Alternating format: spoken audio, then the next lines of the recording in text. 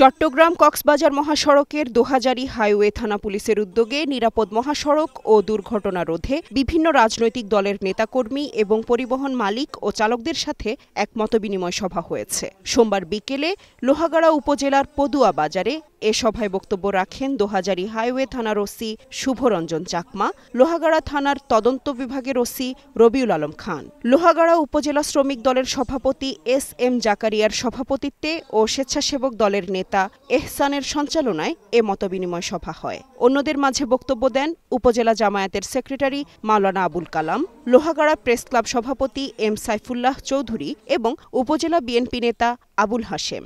আপনারা জানেন, একটি দুর্ঘটনা সারা জীবনের কান্না। যার জীবনে দুর্ঘটনা এসেছে সেই বুঝে তার জীবনে কি বয়ে গেছে বা তিনি কি হারিয়েছেন। এই দুর্ঘটনার কারণে অকালে মারা যাচ্ছে এবং অনেকে চিরতরে পঙ্গু হয়ে যাচ্ছে।